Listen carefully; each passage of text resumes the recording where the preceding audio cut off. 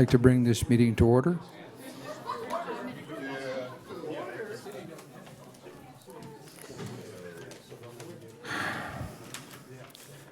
So I'd like to call the meeting to order, the July 24th, 2014 Board of Directors regular meeting for the Sacramento Metropolitan Fire District. We'll begin this with the Pledge of Allegiance, and could I ask Director Gould to lead this? I pledge allegiance to the flag of the United States of America and to the republic for which it stands, one nation, under God, indivisible, with liberty and justice for all. Thank you, Director. Our first item this evening, and let me go into the cable announcements before I get ahead of myself.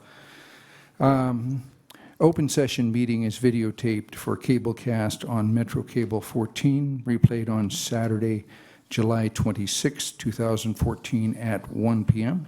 and Monday, July 28, 2014 at 6 p.m. on Channel 14 webcast www.sacmetrocable.tv. Open session meetings are also available for viewing on the district's website at www.metrofire.ca.gov. Opportunities for the public to discuss matters of interest within the jurisdiction, including items on or not on the agenda, are provided.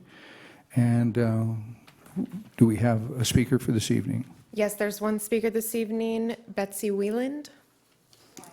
Wyland. If you could please come to the podium and, or did you want to? It's on the WUI and the environmental document.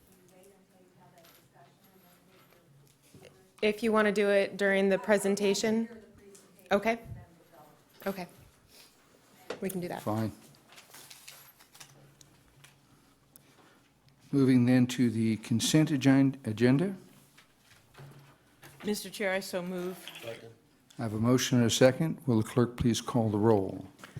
Director Monk? Aye. Wood? Aye. Gould? Aye. Orzali? Aye. Clark? Kelly? Aye. And Jones? Aye. Motion passes. Moving then to the awards. The 10 Years of Service Award for Director Matt Kelly. Presentation of 10 years service pin to Director Kelly. Well, if Director Kelly wants to meet me up at the podium, I'd be, or he can do it right from where he's at, but we have your 10-year pin. Take it outside, gentlemen. Yeah, that's fine.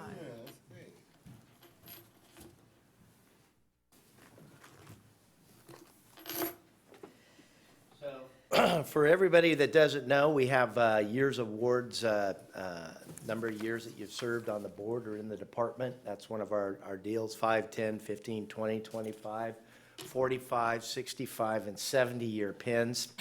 I'm not going to get the 70-year pin, but when you put 10 years on an elected body, that's a long time anywhere. And for distinguished service as an elected official, and Director Kelly has been just phenomenal for us, so as a district. So it's with great pride and honor that I go ahead and give you your 10-year pin, and I'll pin that on you. No blood.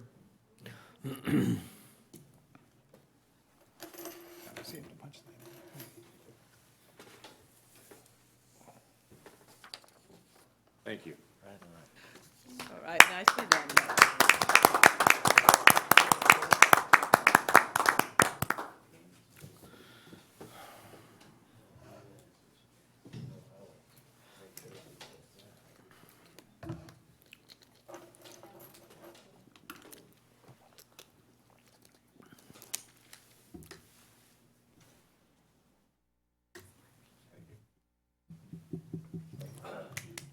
All right. Yay, Thank you, Chief. everybody. I would just say, I was just advised by Director Kelly that perhaps there are other board members who have not gotten pins. So I would have thought that we would have gone through that. I will make sure that we do a survey, and we may very well be having another awards for perhaps Director Jones and Dr. Gould also at the next one. I did not know, but this was on tap, so we will make sure that we get that fixed. Thank you.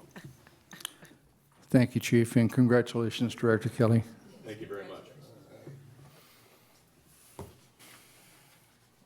Moving then to presentations, the Community Wildfire Project Plan, Environmental Quality Act. Welcome.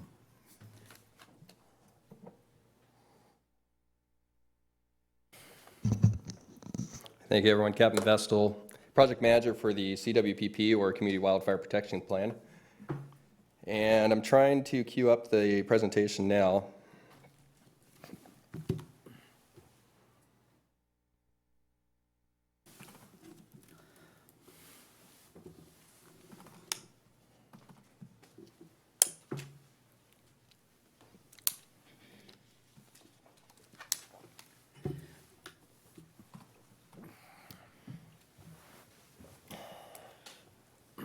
Okay. 2 weeks ago at the last board meeting, we came and we presented portions of the ISMND, which is the initial study with mitigated negative declaration. So we'll have an overview of the entire project today with where we started, what we did, and what the product is that we're have in our possession today. We have 2 requested action items at the end of this presentation, which is first the adoption of the ISMND and all of the public response. Our responses to public comments, as well as the final approval of the CWPP project itself in its entirety.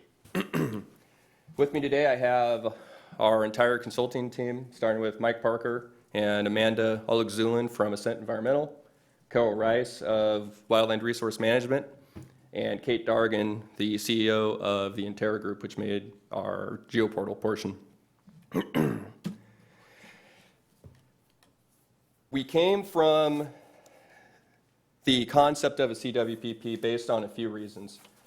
We started seeing an increase in wildfire and vegetation fire incidents, and from the years of 2008 through 2012, compared to the prior 5-year period from 2002 to 2007, a 39% increase during that 5-year period. We also noticed a year-to-year increase of 5% for each of these prior 5 years, 2008 to 2012. Additionally, in 2008, we had the Jackson Fire, which not only was a very large incident, one of the largest incidents we've seen locally, it was also where we had some significant injuries and noticed that we're starting to have a real problem. Also, we started having some small fires in the area, which also started damaging structures.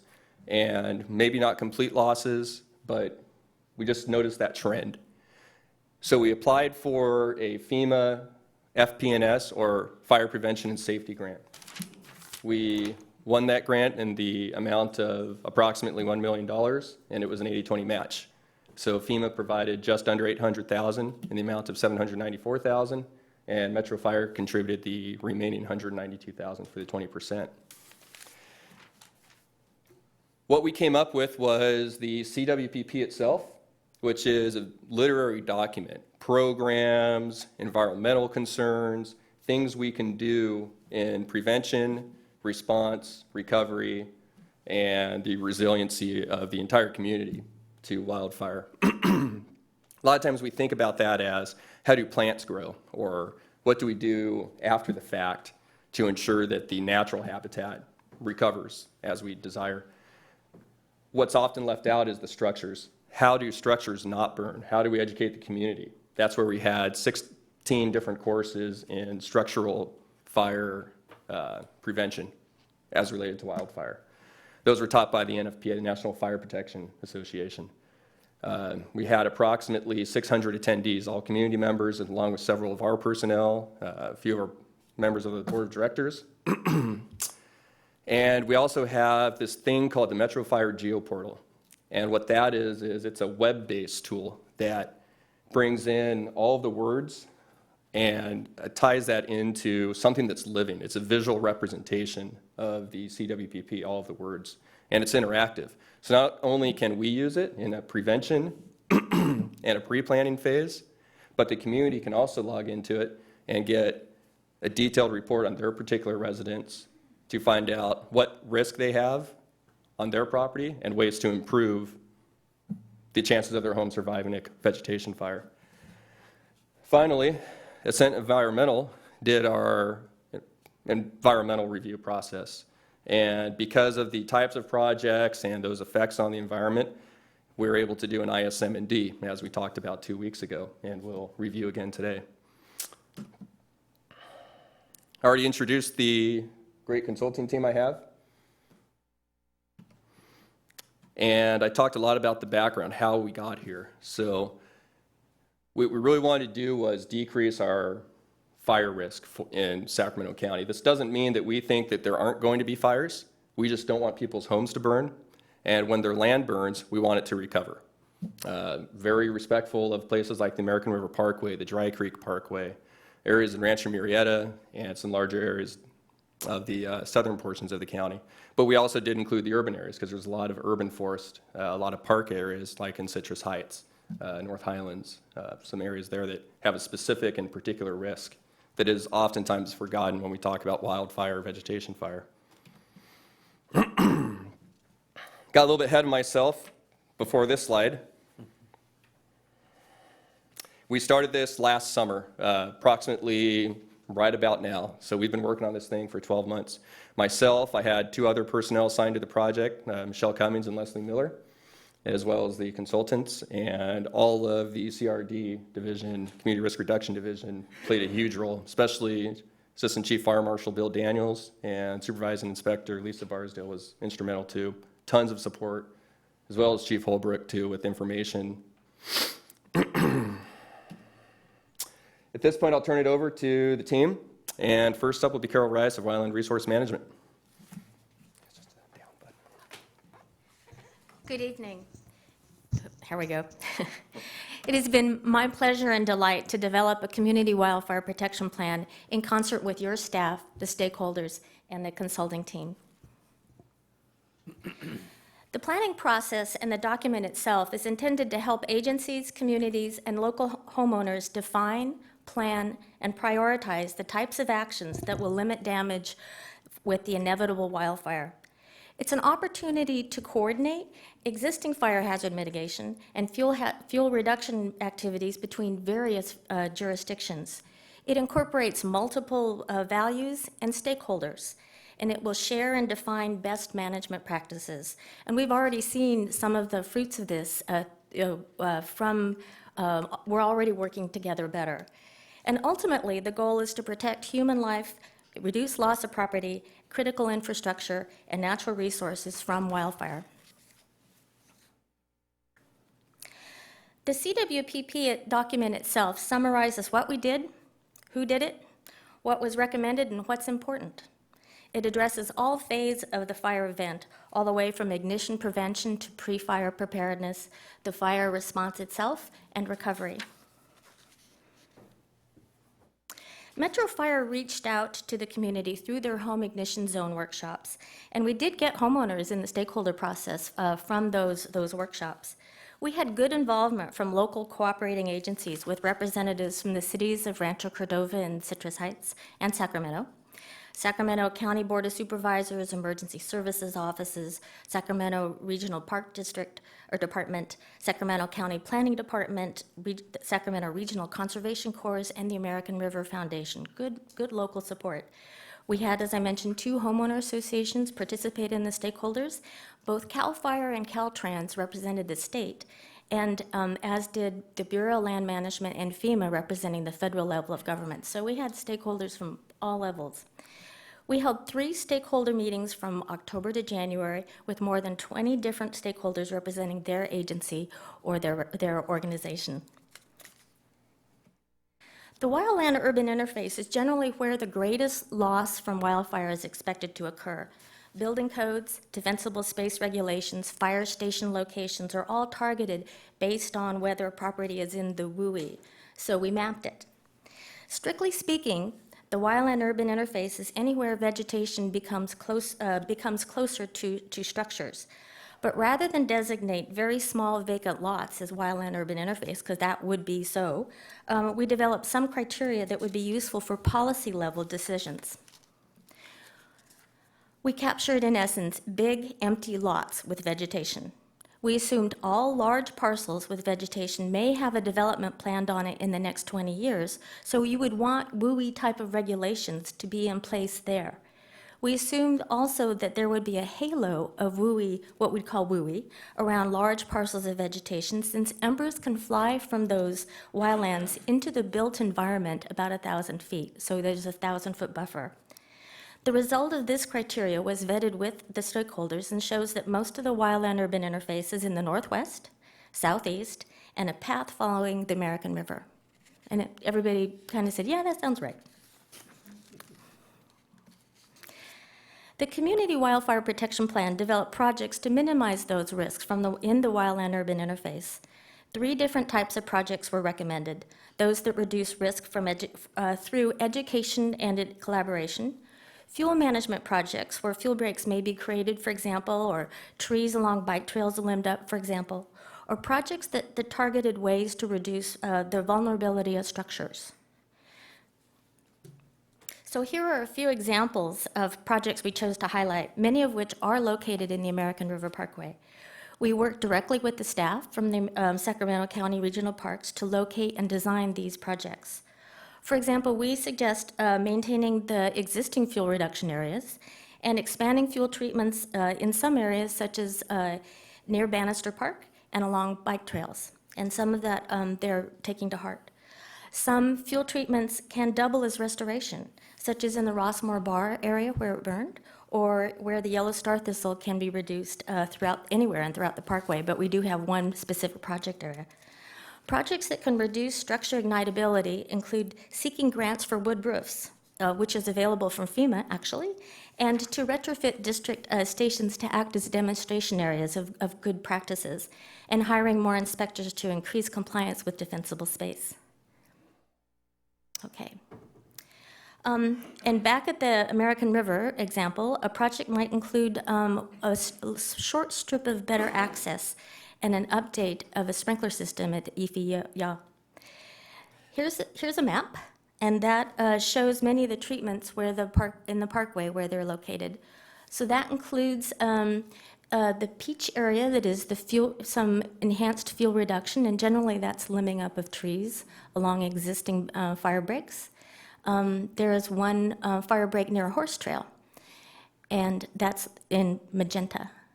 There's a very short strip of the new access road that is it is southwest of Rossmore Bar, and then there is the area outlined in Rossmore Bar in turquoise is a burn area rehabilitation, and the areas in purple, there are 2 locations where the sprinkler systems might be updated.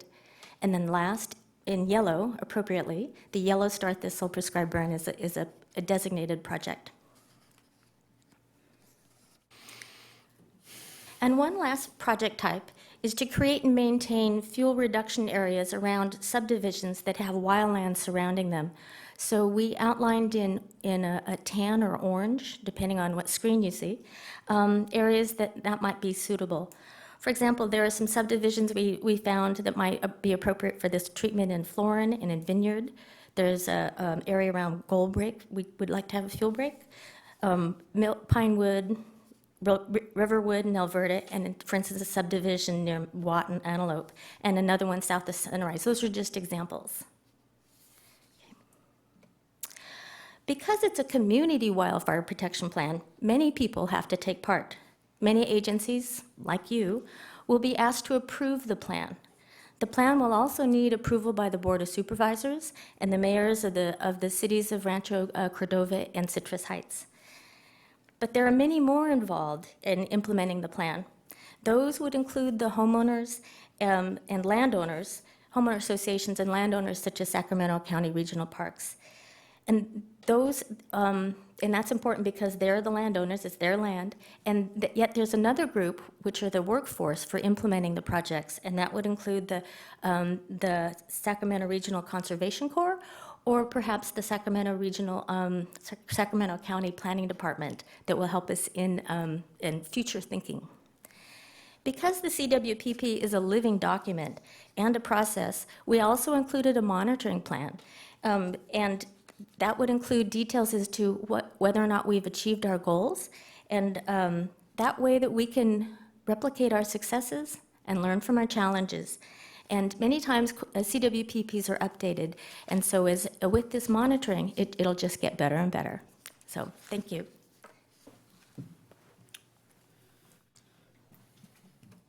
All right, now Kate Dargan with Intera Group, and she'll go over our GeoPortal for us. Thank you. It's these arrows. Thank you, Kate Dargan, and I represented not one of the legal parts of the project, but the technology part of the project. So in order to take these documents, a binder that's the Community Wildfire Protection Plan and the CEQA document, and try to put them into a GeoPortal, which is a map-based system of data and information in a geographic informational format.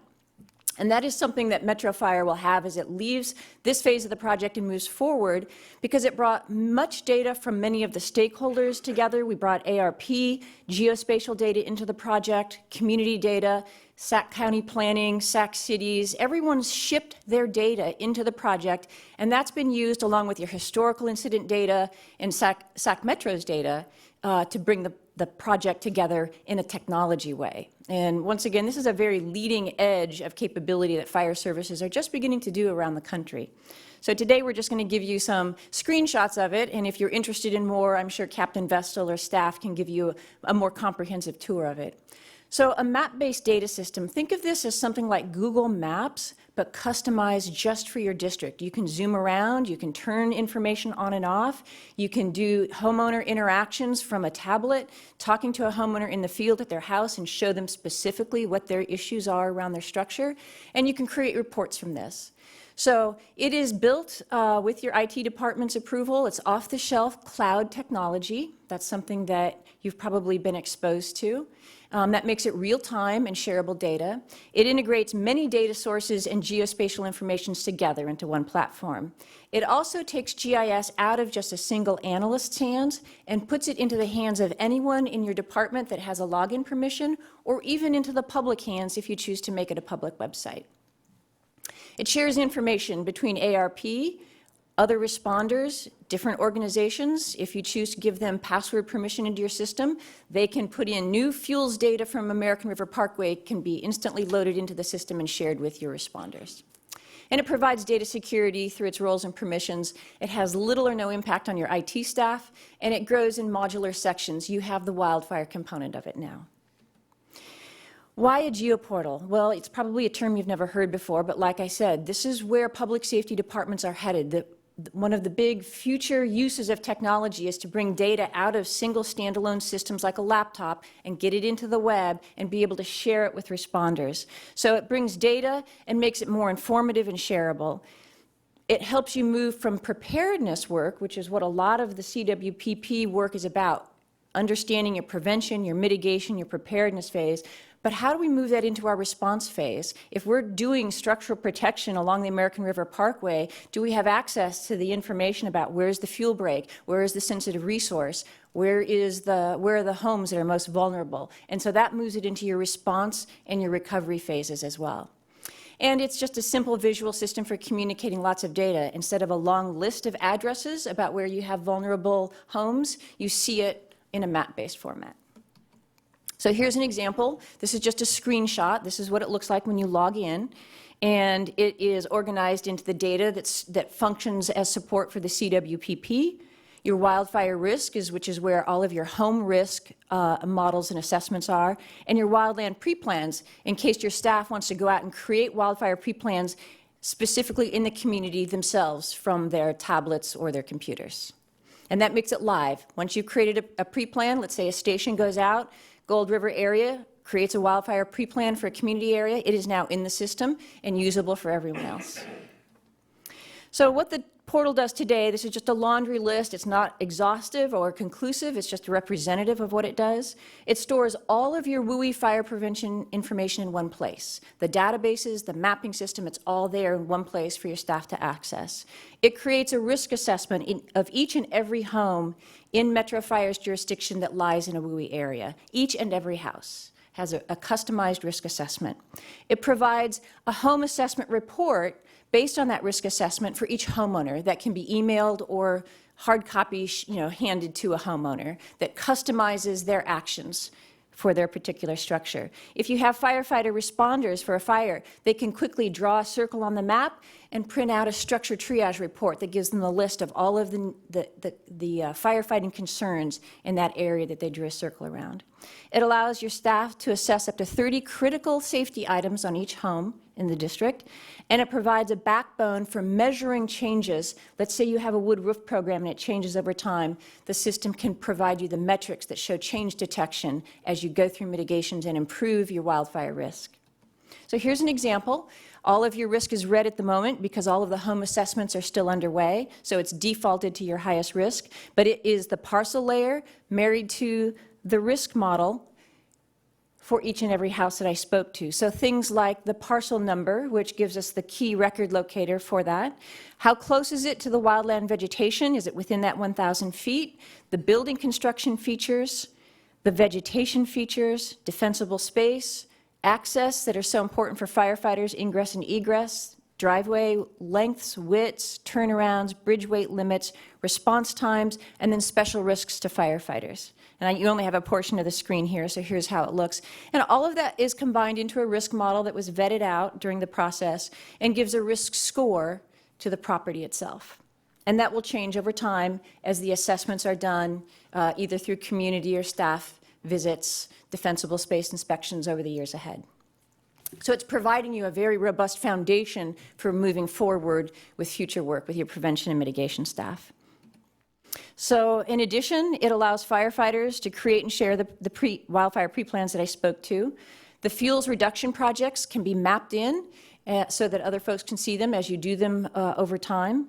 And it displays all of the American River Parkway wildfire information, the fire history in the American River Parkway, the access points for firefighters to quickly find, and sensitive vegetation areas that need to be planned for during the firefight.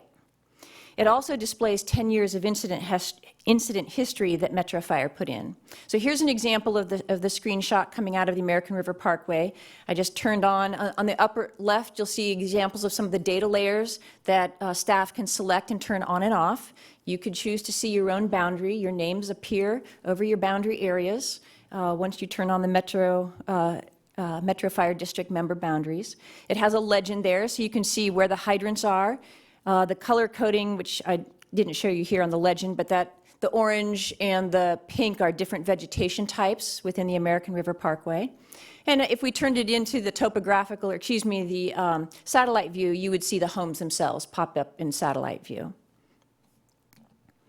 Here's an example where all of the history, the 10-year history for the district is displayed. So I just popped one open and it was alarm sounding in a vacant house for that particular point. But you can query each and every one of those green points. You can see the records of the incident history behind that point. And the value and return on investment, finally, because each time you embark on a technology project, you want to understand what is the value that I'm getting and why would I want to do this. So it provides a simple, and by simple we mean easy to use, decision support system related to the WUI that adapts to Metro Fire's needs. It can engage the community directly by giving them important critical safety information, both about their structural protection and their general wildfire risk within the community. It provides the basis for easily constructed metrics for you to invest in programs and to see what is the return on that over time, so change detection again.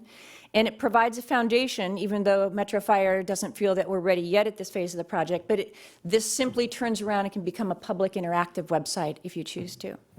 And then it centralizes the database so that inspections or other activities out there are all centralized and not in isolated databases. So you're maximizing the use of personnel time. Data is not isolated, it's becoming centralized. And finally, it links your prevention information to your response phase, and all of your information, even your strategic information, is now becoming tactical. So thank you.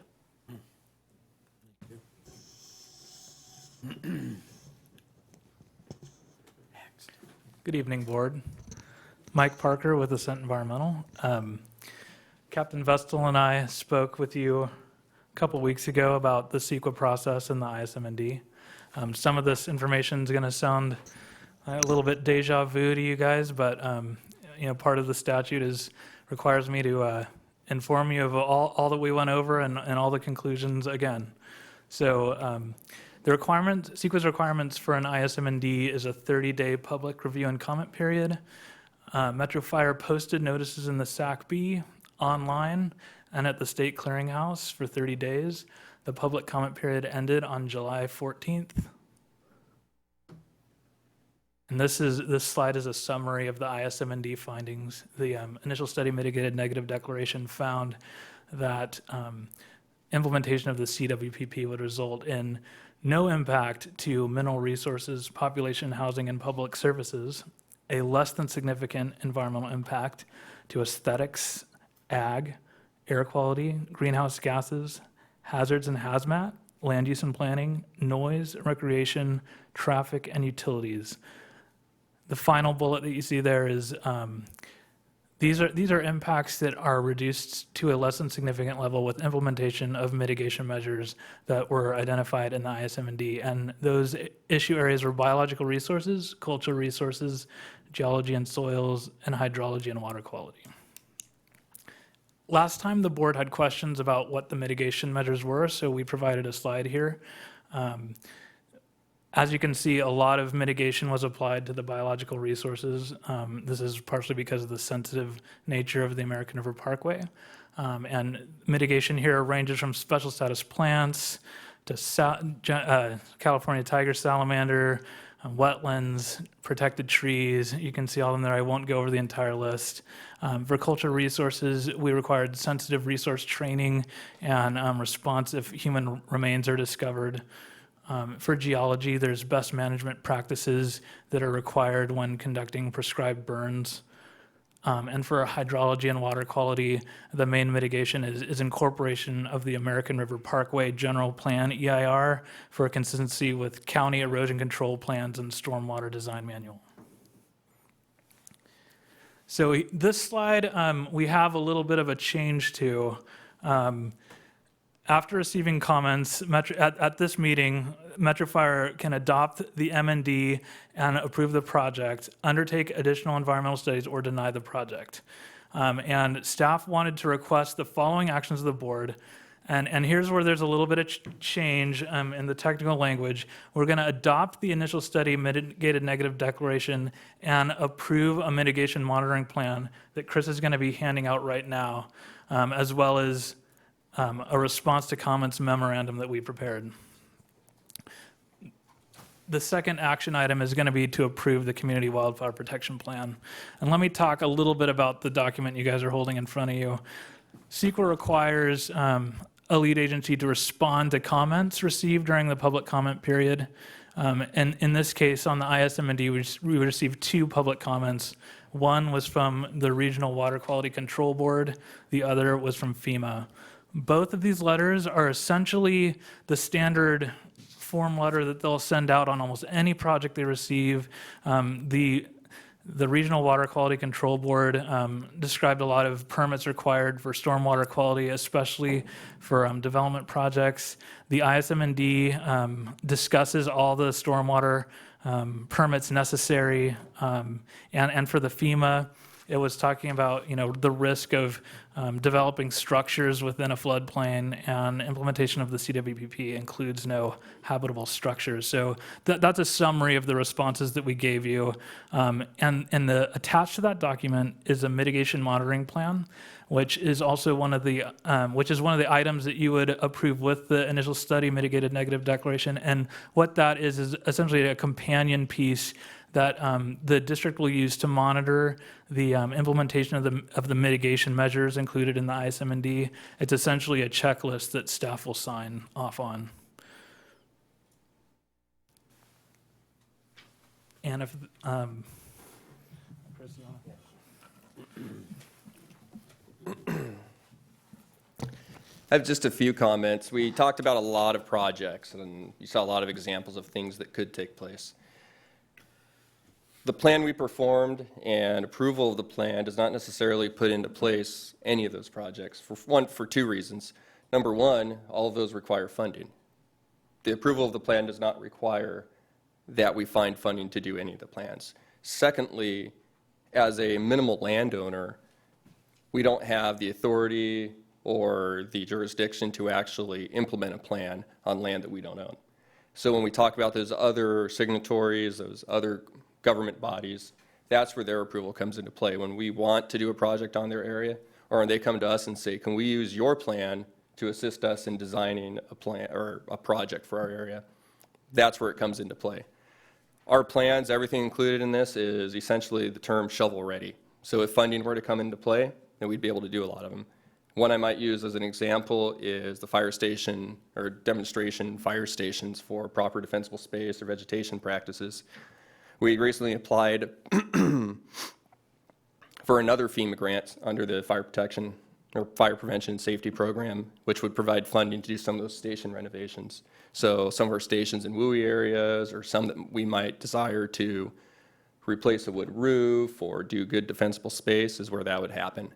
Also the data collection, the geoportal. When Ms. Dargan talked about we're going out there to collect data and change that color from red because everything defaults to the worst, it takes time, it takes manpower, person power to be able to go out and do that. Right now, we all know we don't have that. So with the future grant, then we might get that.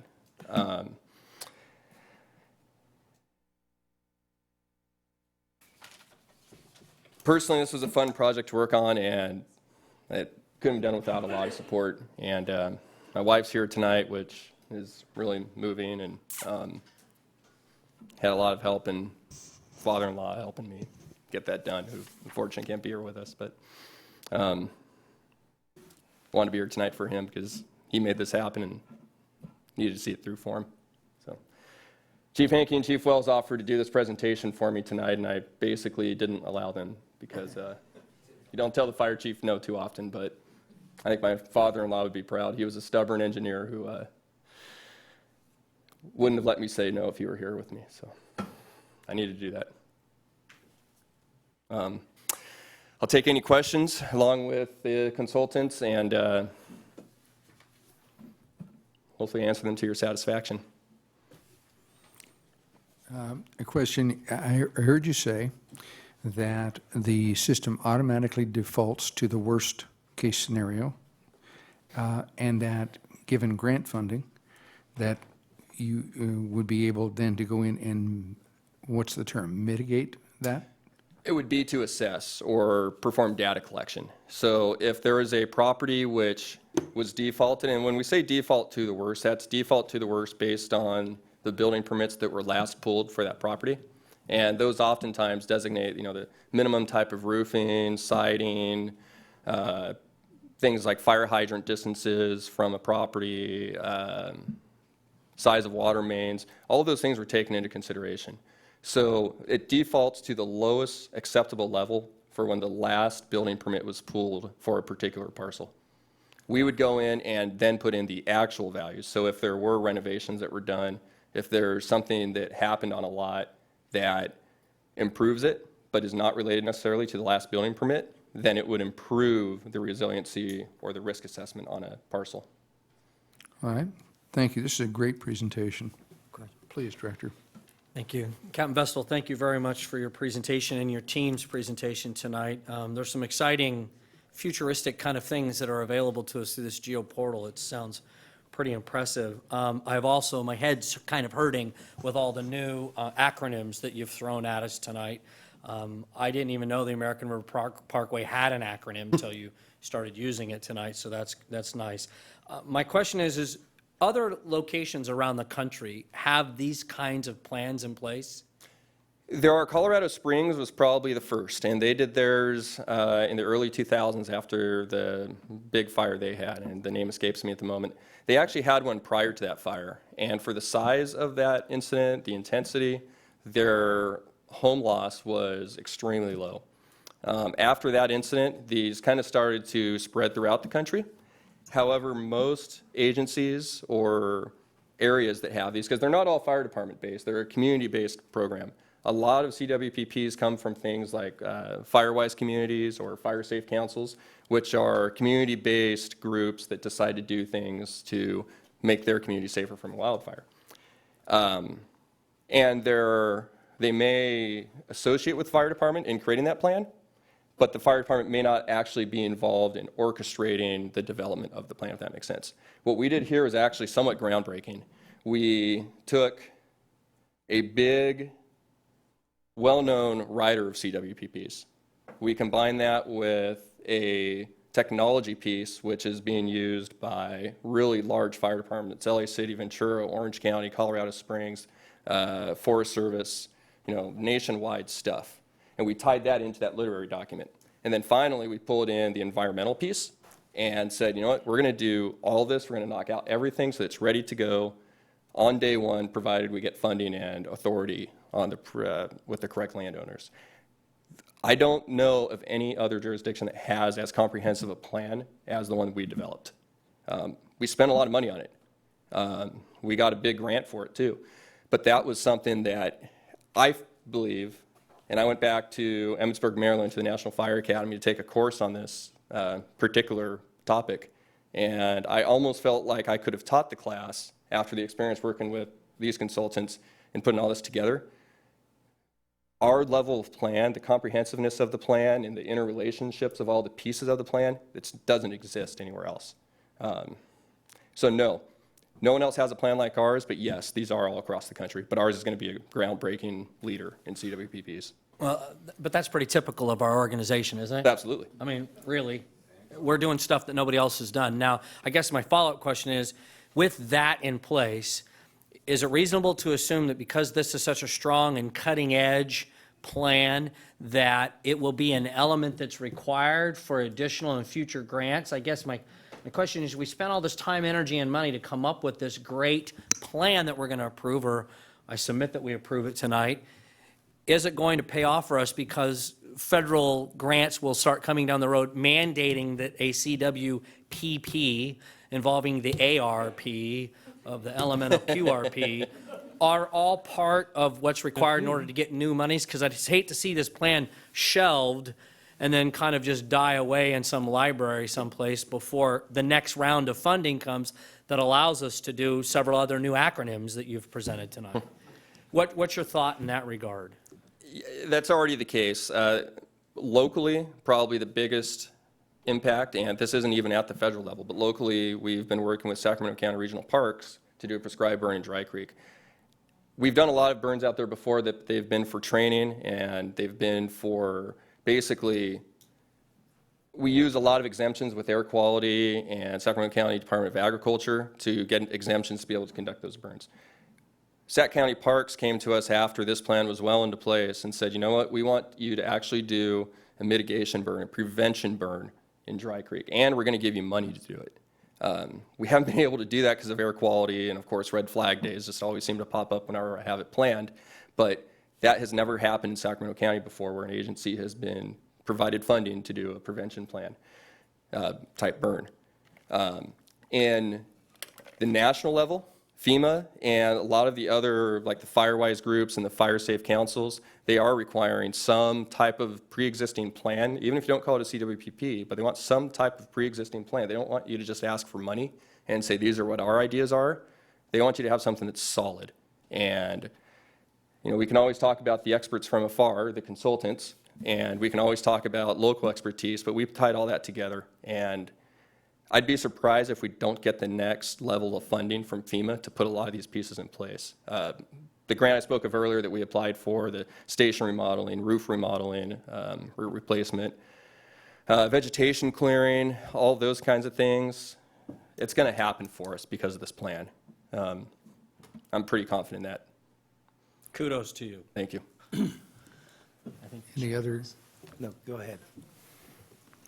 Chief? No, go ahead. I'll close when you get done. Please, Director Wood. Thank you.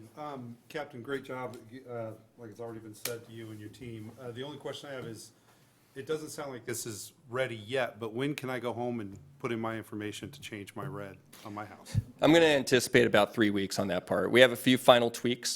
The program itself, it's about 90% ready. We talked a lot about let's release it, let's get it out into the hands, but you know what? We want it to be 100%. We don't want you, for instance, to go in there tonight, because it sounds really cool, put a bunch of stuff in, and then in 3 weeks have it all change.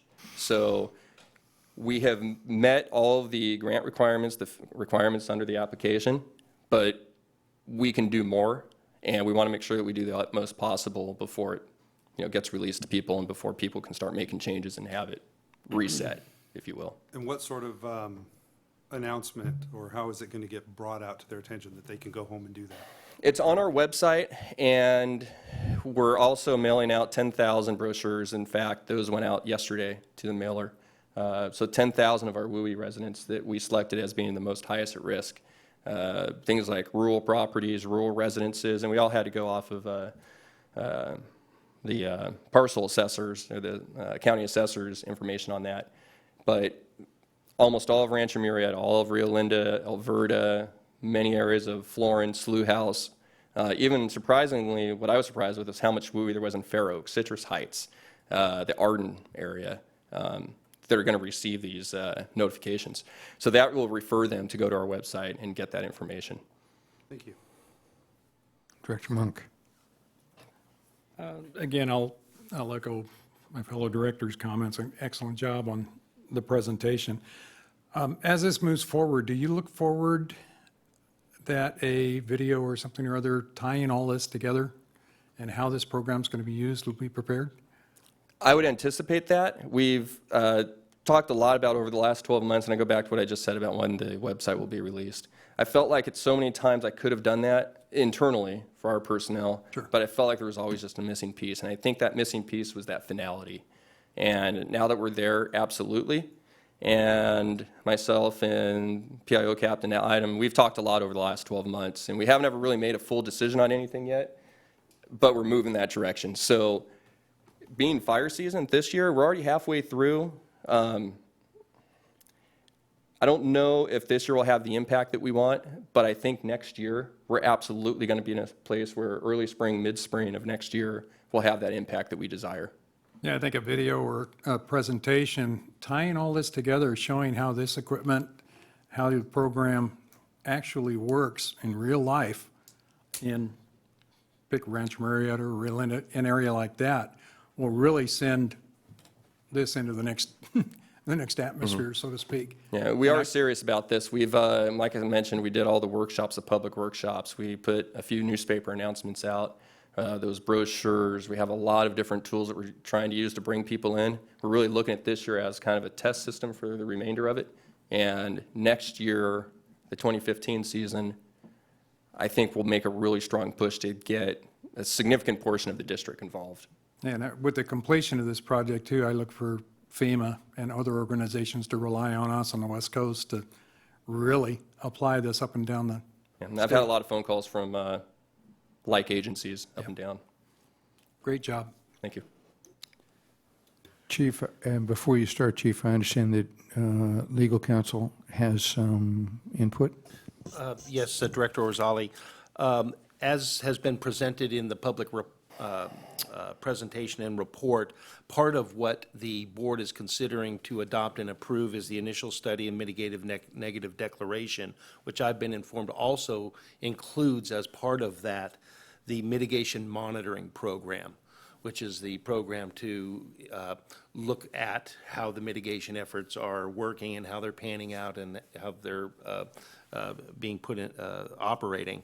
And so when the board acts on action item number 1, they're actually going to be voting to adopt and approve the initial study, mitigated negative declaration, and the mitigation monitoring program, which is just a separate program, part of the initial study. And I believe that's necessary in order to track the language of the CEQA statute and the language that would be in the resolution if approved by the board.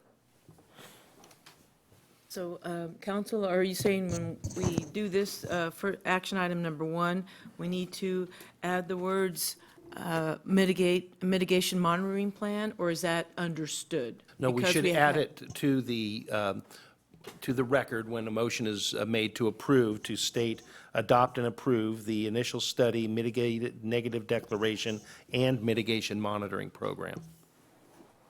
And Board Clerk, you're prepared to do that? Yes, I would like to give an opportunity for our speaker this evening, if she would like to come up and take some time to speak on this item. Absolutely. Then we'll close with the chief. Okay. Ms. Whalen? You're welcome. Thank you, I appreciate that, thank you. Good evening, Board. Thank you very much for the opportunity to spend a few minutes with you this evening. My name is Betsy Weiland, and for some context, I am focused this evening on the ARP. I've worked for 15 years on the American River Parkway, and just for context, I'm a board member of the Save the American River Association. I'm a co-director of the Elderberry Farms Native Plant Nursery at the American River Ranch on the Parkway, and I also facilitate the American River Parkway Coalition. So first of all, I would like to thank the board very, very much for aggressively reaching out to get a grant to start to get a program in place and a real plan in place to manage fires on the American River Parkway. This has been a huge learning curve for all of us because I know you're dealing, fire is fire, and we have to, public safety is first. But when you're in a sensitive area that people feel very protective of, like the American River Parkway, then you're going to get a lot of concern about the natural resources and protection of all those critters out there that we love, and the native vegetation, of course, the beautiful oak trees and sycamores and riparian vegetation. So I would like to thank the Metro Fire and your staff for, especially Michelle, who has dedicated a lot of time to the American River Parkway Coalition. She has kept us, she is willing to come, we meet once a month. She comes and will spend 2 hours with us to keep us updated, to answer our questions. She's delightful to work with and always well-informed. That is greatly appreciated.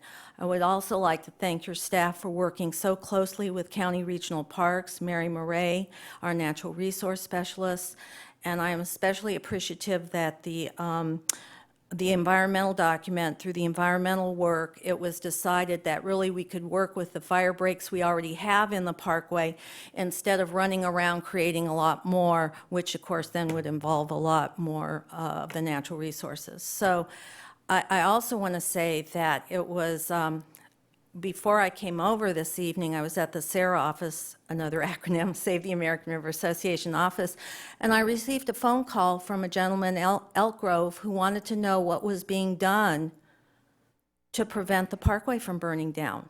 He was very concerned, and he wanted to talk about prevention. And I was able to say, well, guess what? This evening, I'm going over to the Metro Fire District Board to make comments on the program that they will be implementing, the WUI, or the Wildland Urban Interface Program, that will seek to address. And that's why I hope this doesn't become a plan that goes on a shelf, that we can find the money to do the implementation part.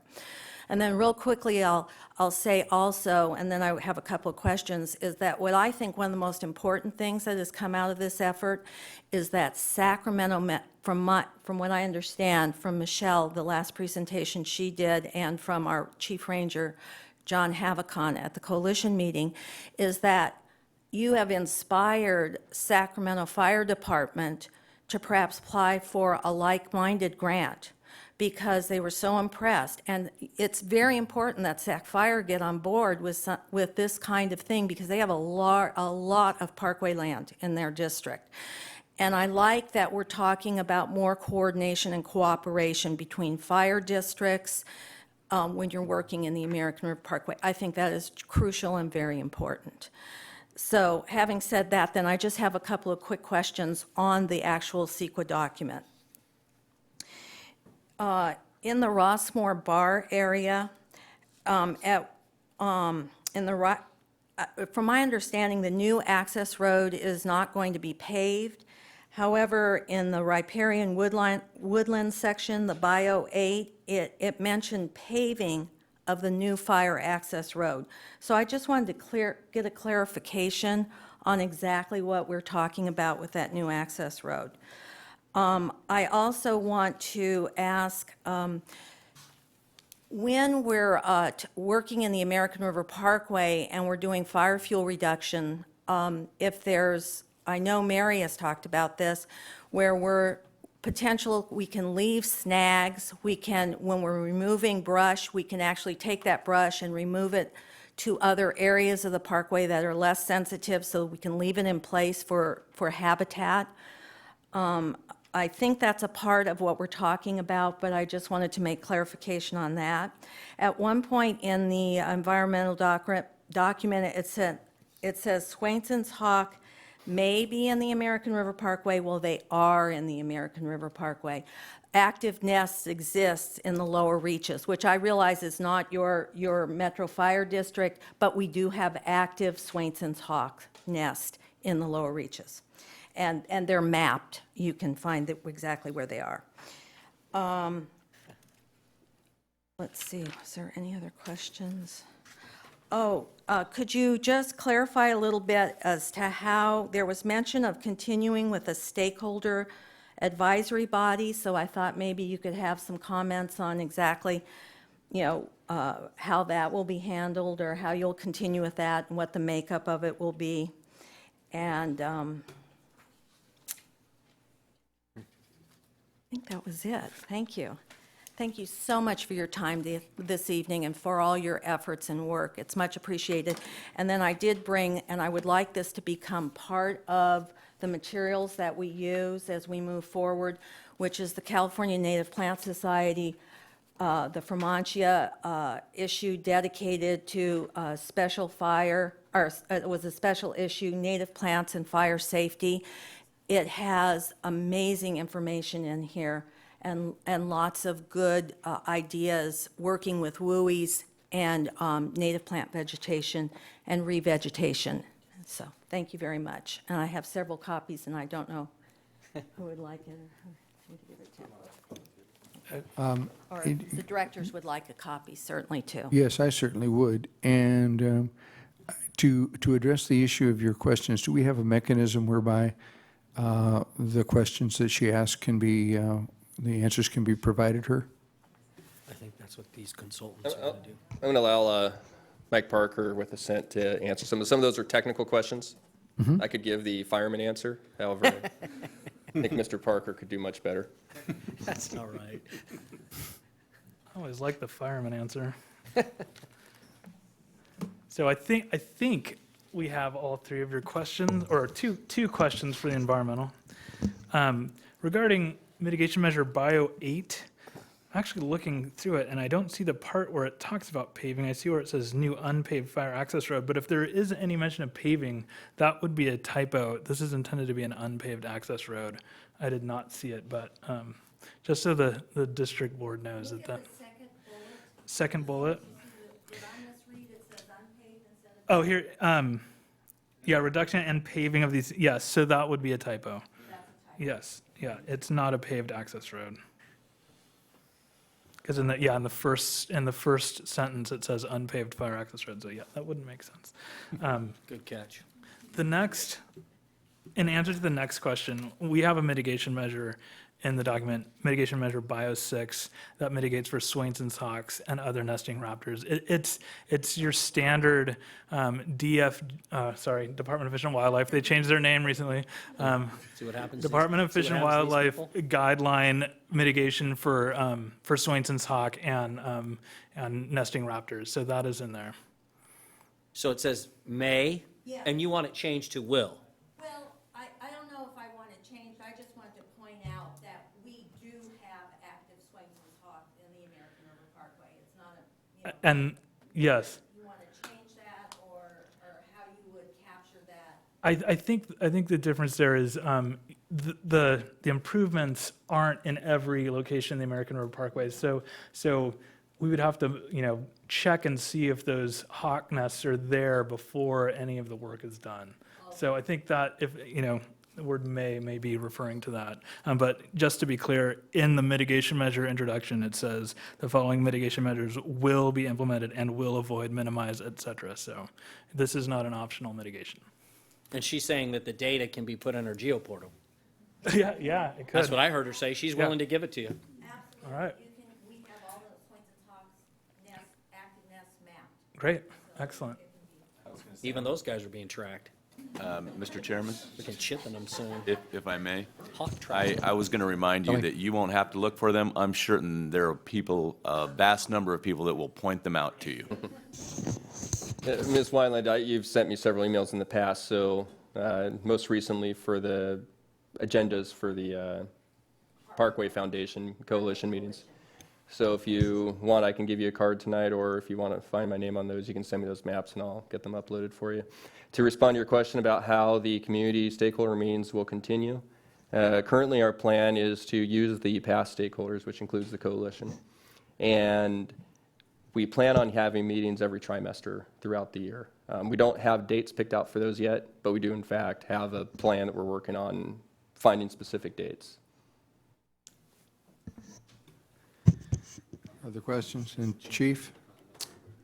Well, first off, I want to congratulate Captain Vestal for doing a phenomenal job, and of course all the consultants that worked with him. But more on a personal note, I think Captain Vestal, as he stands up here tonight, is the demonstration of what the future is here at Metro Fire as far as leadership. Taking it at captain's rank and taking a program of this magnitude with a budget of about $1 million and bringing everybody together and seeing it through to fruition is the epitome of professionalism, and really is a testament to his character. But more than that, tonight, I did ask him not to do this presentation and go home, and that's because his father-in-law was killed on Monday night in an auto accident. And Captain Vestal's wife, Erin, is here in the back with him. So it's a very, very touching moment. Condolences, of course, go out to Captain Vestal, his family, and also the Cosumnes Fire Department, because Mr. Horning, Steve Horning, was a retired engineer with the Cosumnes Fire District. And he was a member of that department for over 23 years and retired on June of 2010. He also had ties to this department. He was, of course, Captain Chris Vestal's father-in-law. According to Chris, he was not only a terrific father-in-law, but he was also a friend, a mentor, and best friend to Chris's daughter, Harlow. Services are planned for Tuesday morning at 11 o'clock in Elk Grove. Many details are being worked out. Metro Fire is going to be providing station relief. We'll be running their calls for them so that they can attend the services. So my thoughts and prayers, as I'm sure everybody here, goes out to Chris, his wife Erin, and their loss and their family at this time. Thank you, Chief. And when I talked to Chief Taylor earlier, I had a very small request to allow us to help out with Cosumnes' coverage, and through Chief Wagner and Chief Casantini, they essentially doubled what I asked for, and it just blew me away. I mean, that's probably the biggest thing we could do for a fellow. And even if it wasn't somebody related to me, that'd be quite an honor to participate that, but it's very personal, and I just can't thank our agency enough. So I don't even know what to say. Thank you. Mr. Chairman, I think we should release Captain Vestal so he can comfort his wife. And I would make the motion that we approve staff's recommendation on the initial study of the mitigated negative declaration, as well as the mitigation monitoring program. Second. I have a motion and a second. Would the clerk please call the roll? Director Monk? Aye. Wood? Aye. Gould? Aye. Clark? Aye. Kelly? Aye. Jones? Aye. And Orzali? Aye. Motion passes. Mr. Chair, I make a motion that we adopt and approve the Community Wildfire Protection Plan, better known as the CWPP, And I'll second that. Have a motion and a second. Would the clerk please call the roll? Director Monk? Aye. Aye. Wood? Sorry, it just happened, so. Gould? Happened. Director Gould? Aye. Clark? Aye. Kelly? Aye. Jones? Aye. And Orzali? Aye, Motion passes. Mr. Chair, can I make a recommendation? please. I think it's appropriate right at this moment that we take a minute and in silence honor the father of the woman that's in this room that we were so told about and the Vestal family. I think right now is the appropriate time to think about that as we've just approved this wonderful plan. Excellent suggestion.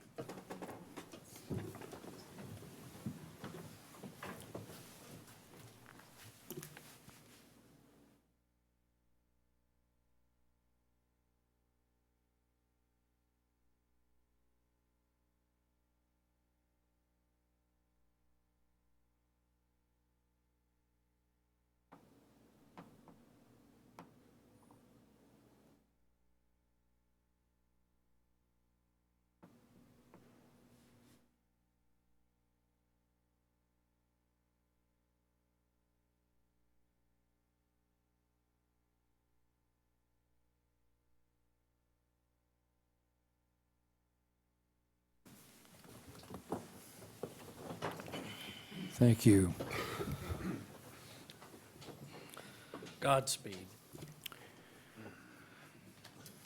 Moving then to item 3, memorandum of understanding with the City of Folsom Fire Department, State Homeland Security Grants Program. Larry Davis. Rigid inflatable boats. Directors, Chief Hickey, Larry Davis, Chief Development Officer. This item is a memorandum of understanding with the City of Folsom Fire Department for a rigid inflatable boat. This MOU is part of a 5-boat program that is underway. This award that we received in 2013 was the first 3 boats in that 5-boat program. The first 3 boats, 2 of them will go to Metro Fire, 1 of them will go to the City of Folsom. This MOU is to memorialize all the particulars in that agreement, and I'm just asking that we can approve this and move forward with the program. So move. Second. Have a motion and a second.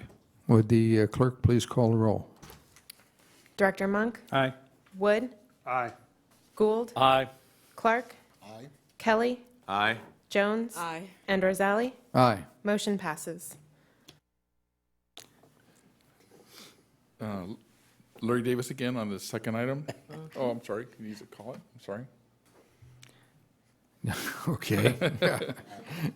So moving now to the second vision of Larry Davis. Bid award, the rigid inflatable boats with trailers. Recommendation, adopt the resolution to award the bid for boats with trailers to Rogue Jet Boat Works. Like I said, Director Larry Davis again. This is the project has been put out to bid, and for the first 3 boats, the successful bidder was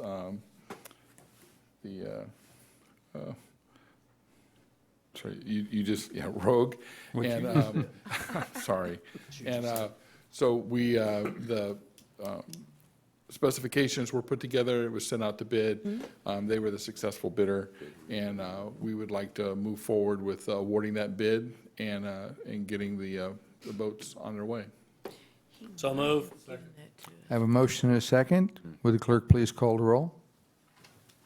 Director Monk? Aye. Wood? Aye. Gould? Aye. Clark? Aye. Kelly? Aye. Jones? Aye. And Orzali? Aye. Motion passes. Thank you. Thank you, Larry.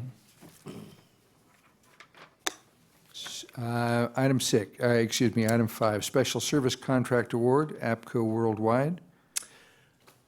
Yes, Mr. President, Board of Directors, before you tonight is a standard agreement for for consulting services from APCO Worldwide. We have used them over the last several years. They are a firm that has expertise in public education and issue management services. As a district of our size, we utilize them on a regular basis for a variety of different issues, not the least of which was our Prop 218, our tax assessment issues. We also use them for communication issues in regards to sensitive issues to the community, and really putting the best foot forward for the district.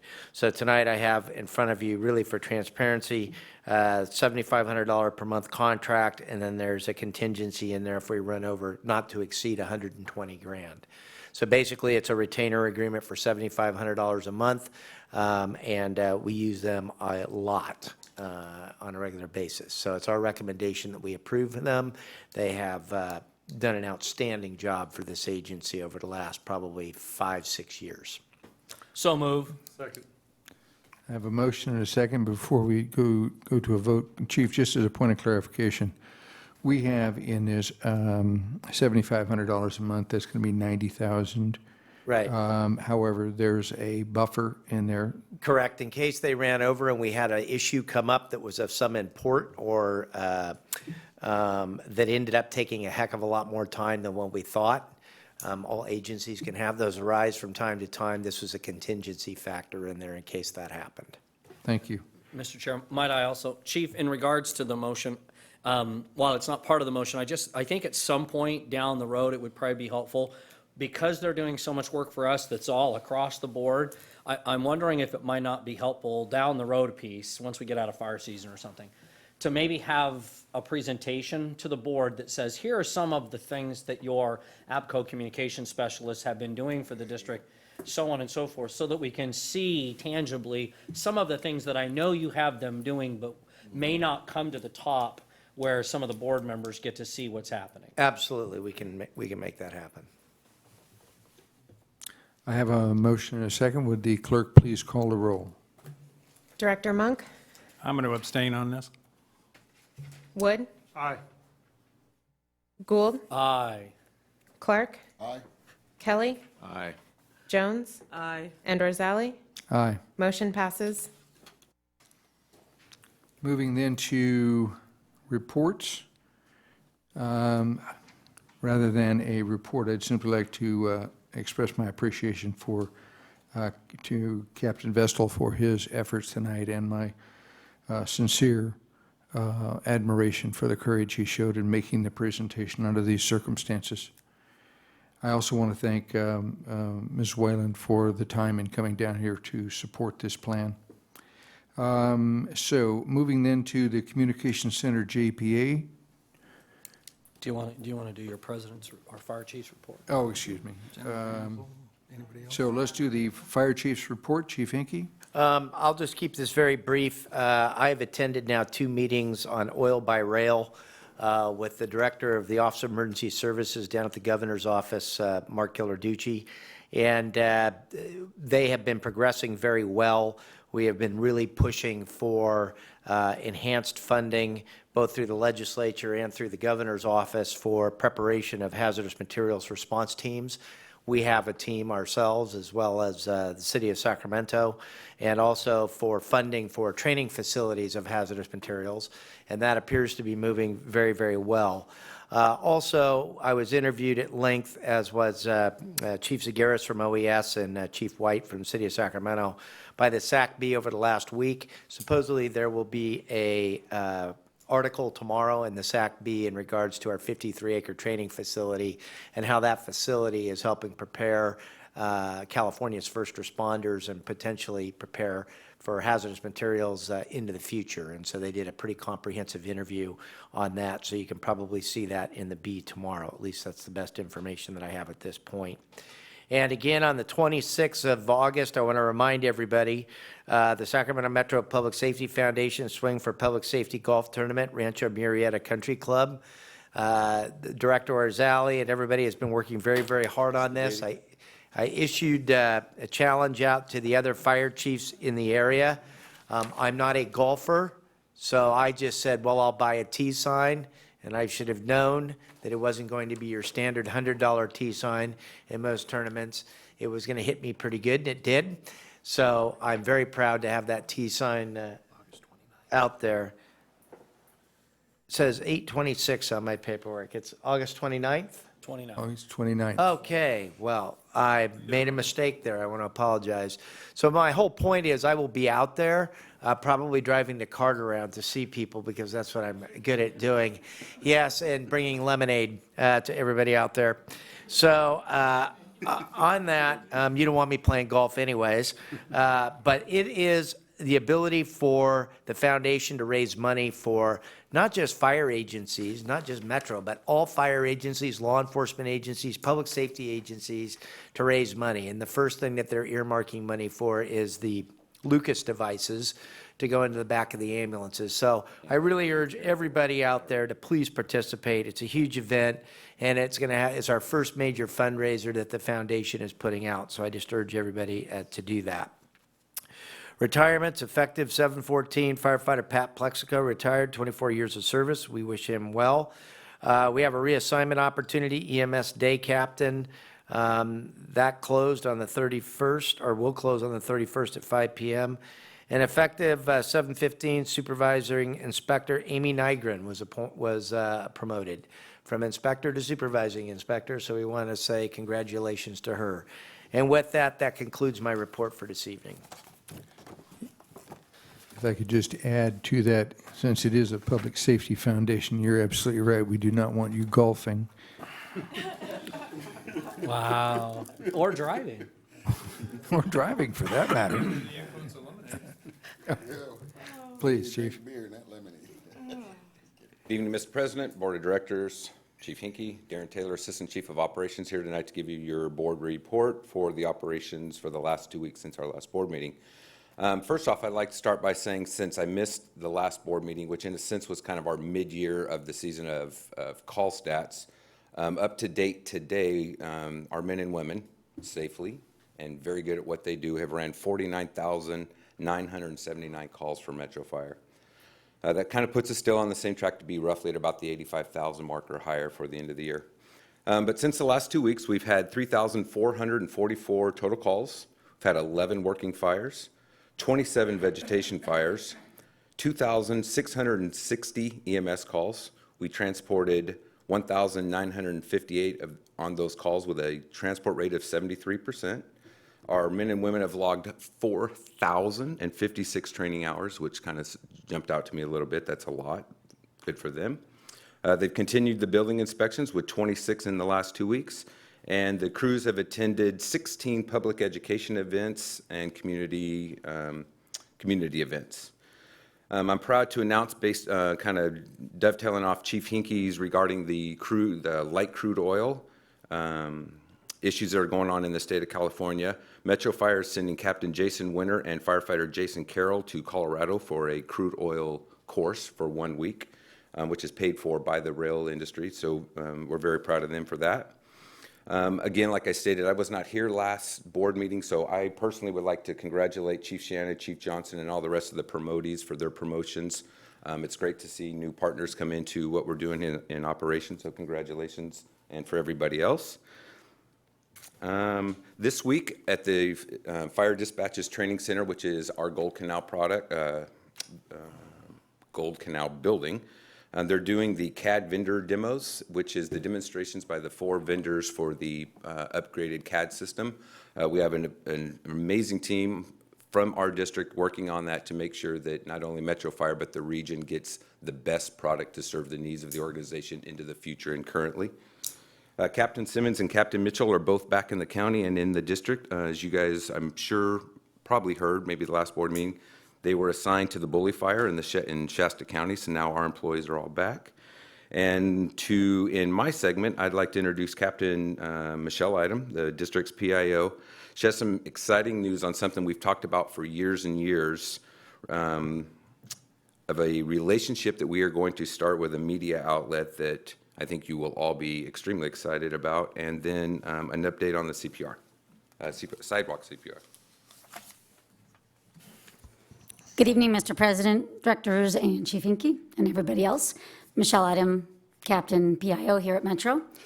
The first thing that Chief Taylor was just talking about was we have started a program, went along with the sidewalk CPR, but just as a whole, with a theme of teaching the community how to be somebody's hero, to help the community learn how to help themselves, learn skills that'll benefit themselves, their family, the community as a whole. So along with that, we've teamed up with KCRA. We are going to start having a weekly spot. It'll be the same time, same day every week. Deirdre Fitzpatrick and Teo Torres are going to be, it's their baby. So we met with them last week and they were very excited. It'll be different themes. The first one we already shot last week was at fire camp, and it was the kids learning how to self-rescue in swift water. And that'll go out again to the public to say, hey, this is what you need to know. This will benefit you, your family. We're going to do fire extinguisher training, CPR, signs and symptoms of a heart attack, stroke, and what to do. So every topic we can come up with to benefit the community, it'll be in our weekly spot. So it'll be a great program. We're excited. I'll let you know as soon as we have the date and time narrowed down. They're coming up with all their graphics and doing all their magic, and we're looking forward to it. So it'll be not just myself and my face. We're going to bring crews in there, a different crew doing extinguisher training. It'll be a good program. So with that, we also have a sidewalk CPR. Our next event is August 21st. It'll be on the steps of the state capitol. We are working with Assemblyman Ken Cooley, and he is pushing it to legislators. We're trying to get 1,000 people out there, public, community members, business owners, everybody, come on out and learn CPR. So we'll continue that, and following that, August 23rd, we will have sidewalk CPR at the Rosemont Celebration of Community. That's their festival, their annual festival. October 11th, it'll be in Rio Linda at the Food Source in their parking lot right in front of the store. And December 6th, again at Sunrise Mall. So we'll put those in your calendars, give you flyers for them, but please come out and join us. That's all. Any questions? Thank you. Thank you very much. And are there any questions from me for the ops report? Okay, as always, I'd like to thank the men and women for their professional services that they're doing out there every day, running the 49,000 calls, and I hope all of you have a great night. Thank you. Thank you very much. Moving then to General Counsel's report. You know, I usually don't have a report, but tonight I'm pleased to report that I'm supporting the Public Safety Foundation and will be there with a foursome and a sponsorship. And I'll offer my services to do the best I can to limit Chief Hankey's exposure to golf clubs, golf balls, golf carts. I'm sure there's other festivities and events that he will excel in and become an expert in.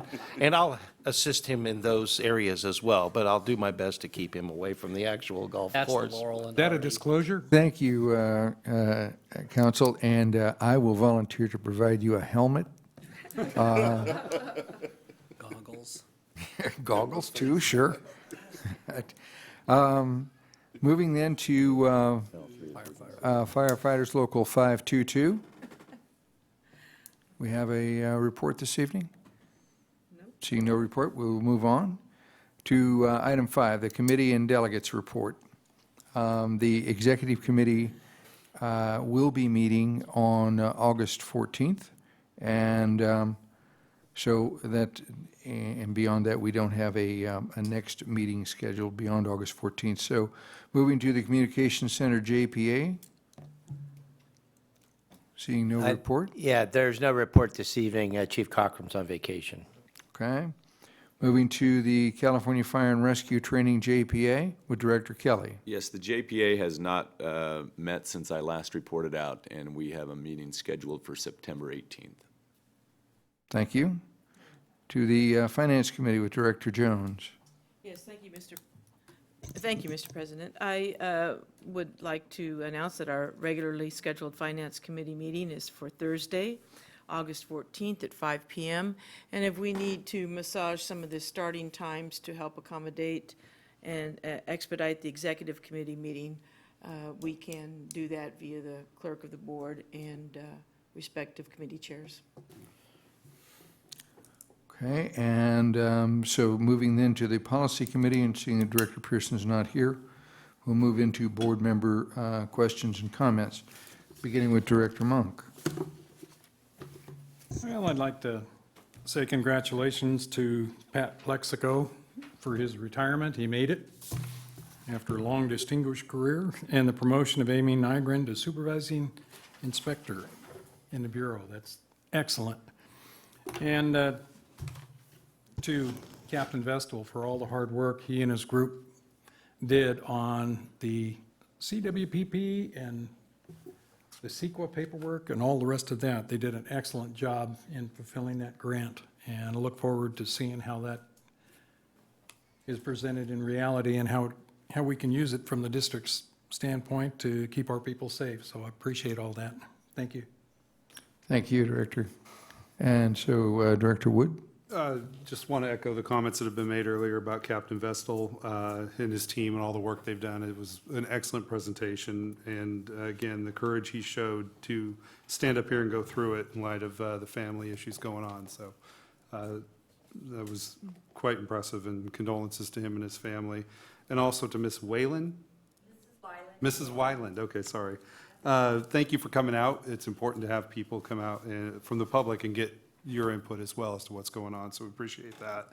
Brenda, thank you for all the work you did in fire camp again this year. I'm sorry I didn't get out there on Friday to see it, but the picture and the letters you've shared have all, looks like it was a good time and a great success for all the kids. And as always, Captain Item, you're doing a great job keeping us up to date, and all the times I see you in the news, it's always very positive and upbeat, so thanks for all your work. Thank you. And Director Gould? No comment. Moving then to to Director Clark. Thank you. Yeah, first of all, I'd like to also offer my condolences to Captain Vestal and his family on the passing of his father-in-law. And the wonderful work that he did on this with the CWPP. Actually, this is Director Lawson, the late Director Lawson. I know he's smiling at us from heaven, because this was one of his passions, that American River Parkway, that whole thing was one of his passions. So I'm really glad that, and I'm happy that we're taking this, what do you call it? No, not the initiative. It's a groundbreaking program.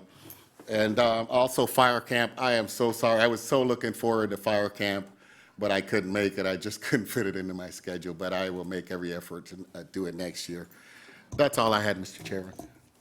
Thank you. And Director Kelly? I too wanted to show my appreciation to Captain Vestal for the presentation that he made on fuel reduction efforts. I have been out before and watched our crews, the Metro Fire crews, burn vegetation and manage it with just backpack sprayers and hand tools. And they do just phenomenal work. It was quite amazing to watch when I did. And so I look forward to seeing them, again, implementing this plan with all of the partners that they pulled together. I think that it won't be one of those studies or one of those efforts that gets put away. I think with all of the great deal of outreach that was done, communication with the different groups, I think that that is something that everybody will want to latch onto and be part of in an effort to help reduce fire hazards in wildland areas. And my condolences to his family. Oil by rail. Chief, I want to give credit where credit's due. There were several meetings on the cap-to-cap trip, and if Deputy Chief Cochran were here, he would tell you that he ran point for us. Among other agencies representing Metro Fire, there was Sac County, Sac City, Yolo, West Sacramento. So I know there's been a great deal of outcry over the fact that there are mega corporations that just want to have one long train running through the city of Sacramento with oil cars. And I think that anything that we can do to bring resources to this district in an effort to make sure that we are properly trained to deal with any problems that may arise out of that is important. And fire camp, you know what, I missed it again this year. but you know what? I have spent a lot of time at fire camp before. I think I get a pass, thank you. And then, again, teaming up with KCRA, I'm not sure if they watch this broadcast, if they'll still want to, but nonetheless, fine work by you, Captain Edom, okay? All right, thank you. Thank you. And Director Jones. Thank you. The details have all been said, but again, acknowledgement for Captains Vestal in his huge area on so many different levels, for Captain Idem on continuing to put the Metro message and mission front and forward for all of our community, for Brenda Briggs Fire Camp. And I would also like to acknowledge Betsy Weiland for her unending enthusiasm and dedication to the environs here in our county and beyond. A very well-respected and dedicated citizen. Great, Betsy, you're a great example for all of us to follow. Thank you for participating tonight. And again, thank you to, geez, all the folks at Metro. 49,000 flippin' runs. That's humongous. That is humongous. Thank you, Chief, for reporting on that. Thank you. And I do want to express my appreciation to all of the Metro Fire staff, and particularly Larry Davis for having helped so much with the Public Safety Foundation. And Chief, we want to thank you for your support at that event, and I want to take this opportunity to express to you how pleased I am that it cost you a lot of money. With that, we're adjourned. Thank you. I know. That's right. A lot of heat. Are you a golfer? Are you going to golf? Are you planning to participate? I'll be there, but golf? Did you say you're not going to be there? Sponsoring a golf tournament. I don't golf. All right, all right.